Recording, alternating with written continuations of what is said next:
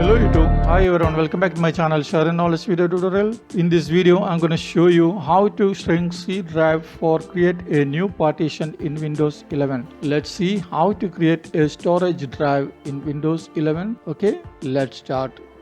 Press Windows logo key plus X and select Computer Management. It will open Computer Management console. Then select Disk Management under Storage in the left pane.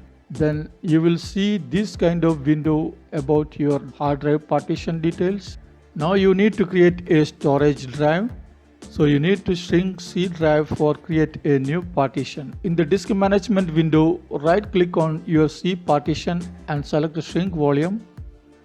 Then you will see this kind of window. Enter the amount of desired space you want to shrink the partition in megabyte. Now I have 150 GB size in C drive. In my case, creating a 50 GB storage drive. 50 GB in creating a storage drive 50 GB, 51,200 MB in size. It will shrink C drive size into 100 GB. Okay. Enter the amount of desired space you want to shrink the partition in megabyte and click on shrink. Then the C drive side will be shrinked and there will be appear a new unallocated disk space.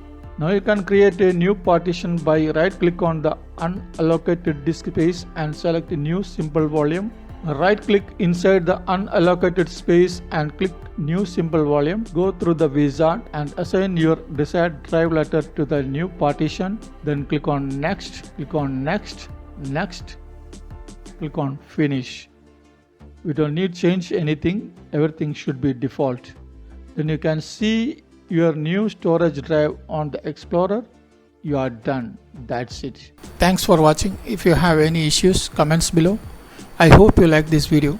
If you like this video, make sure hit like and share. Your contribution is more confidence. Please don't forget to subscribe my channel. Once again, thanks for watching and subscribing. See you next video. Bye. Take care.